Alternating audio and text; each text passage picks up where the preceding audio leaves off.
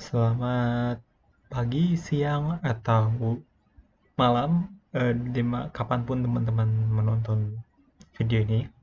Video ini ditujukan sebagai guide tambahan mengenai manajemen energi dan audit energi. Di sini saya akan mempresentasikan mengenai buklet yang sudah saya tulis. Eh, jadi pertama, apa ya sih yang akan dipelajari di sini? Yang pertama itu ada mengapa energi itu penting, kenapa manajemen energi itu penting. Lalu yang kedua, bagaimana cara melakukan manajemen energi yang baik. Lalu keempat, langkah-langkah penghematan yang dapat dilakukan. Dan kelima, referensi yang kita gunakan. Yang pertama, pendahuluan. Energi itu, eh, manusia itu sudah menggunakan energi sejak zaman dulu. Mulai dari energi panas pertama, dari energi uap, bahkan tubuh kita sendiri juga menggunakan energi, yaitu kalori.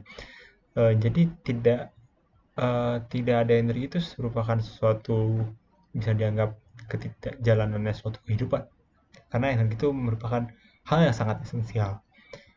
Apalagi di zaman era listrik seperti sekarang ini, eh, kehadirannya itu merupakan suatu keharusan. Tanpa adanya energi listrik, eh, tidak akan berjalan kehidupan. Lalu ada satu permasalahan, mengapa manajemen energi penting? Pertama, mari kita lihat dari aspek lingkungan. Pertama, kadar konsentrasi karbon dioksida di dunia itu meningkat. Hal ini membuat suhu temperatur globalnya meningkat secara drastis. Bisa kita lihat dari tahun 1880 sampai sekarang itu temperatur sudah meningkat sebesar 1,5 derajat Celcius. Mungkin ini tidak terlalu signifikan karena, tapi kalau misal trennya terus menaik, kutub kutub utara dan kutub selatan tuh esnya bisa mencair. Lalu hal yang kedua adalah keterbatasan energi. Eh, Apalagi di Indonesia itu masih banyak eh, daerah-daerah yang energi itu tidak seimbang. Jadi penggunaan energi itu sangat penting. Lalu yang terakhir tuh eh, untuk keuangan, karena dengan memanage energi yang baik, dengan manajemen energi yang baik, kita bisa menekan pengeluaran secara lebih lanjut. Eh, Lalu bagaimana caranya? Jadi manajemen energi ini bukan berarti kita mengurangi listrik secara semena-mena. Kita bisa aja ngurangin listrik, kayak oh kita nggak pakai listrik, katakanlah waktu malam listriknya dimatikan. Itu bisa saja, tapi kita tidak bisa jadi tidur tidak nyaman, lalu gelap rumah dan lain-lain. Itu tidak baik. Jadi konsep dari manajemen energi adalah terdapat metodologi yang runtun dan standar yang jadi kita jadi acuan untuk menentukan apa penggunaan wajar atau tidak. Namun eh, eh, lalu tujuan utamanya itu balik lagi untuk menekan penggunaan energi, tanpa poinnya di sini adalah tanpa mengurangi produktivitas. Jadi kalau hanya sekedar mengurangi saja itu semua orang bisa, cuma untuk mengurangi atau mengurangi produktivitas itu membutuhkan ilmu, itu merupakan ilmu manajemen energi. Em, Hal pertama yang dapat kita lakukan adalah melihat data historis.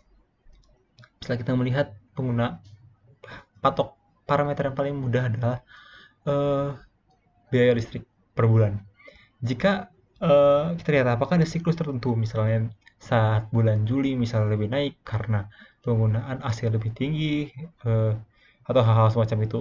Jika kalau misalnya ada siklus, tidak masalah. Misalnya ada siklus Juli tinggi, Desember udah.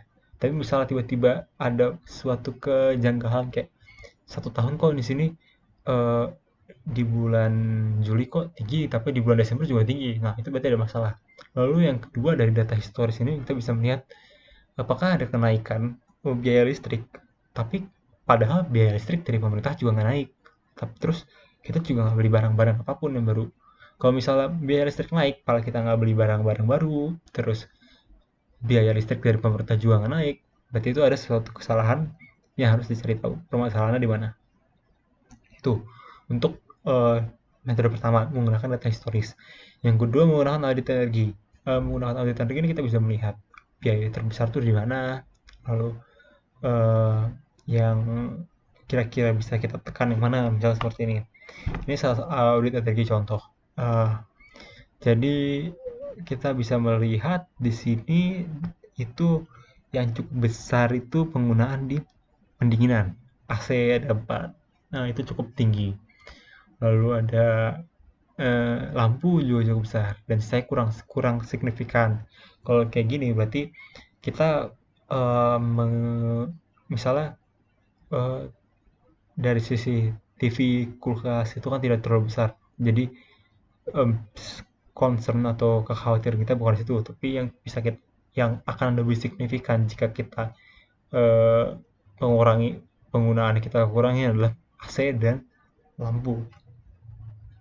Nah, eh di audit energi itu juga ada faktor daya. Faktor daya ini menentukan apakah suatu beban itu reaktif atau resistif. Jadi misalnya tuh lampu tuh berfaktor daya yang tinggi, sedangkan mesin cuci tuh kan ada motor, ada benda berputar tuh faktor daya rendah.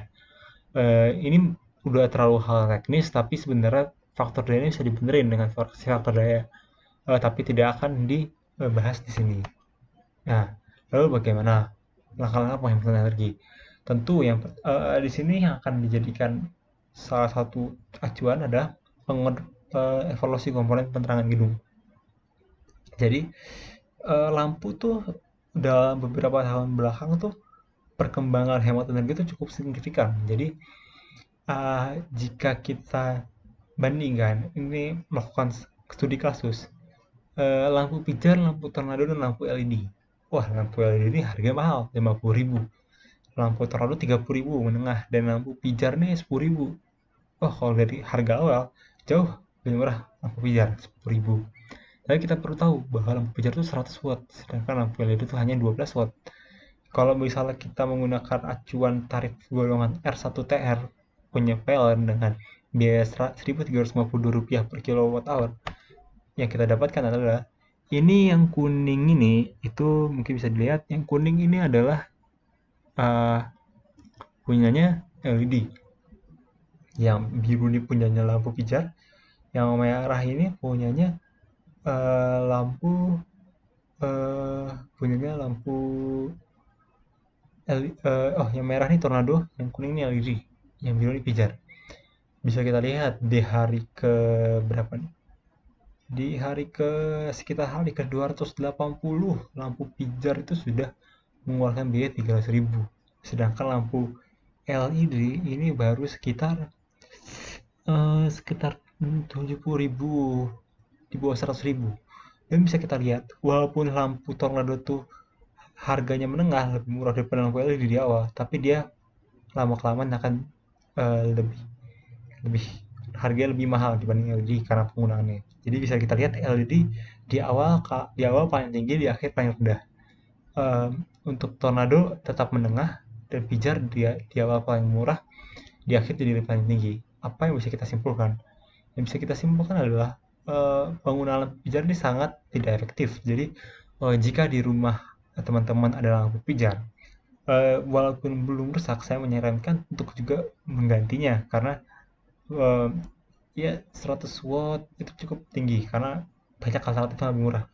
Cuma kalau misal di rumah tuh udah masih pakai lampu tornado, mungkin itu bisa ditunggu sampai masa hidupnya itu habis karena lampu itu pada dasarnya nanti akan rusak. Itu ada umurnya. Namun jika memang sudah saatnya mengganti waktu, lebih baik menggunakan lampu LED.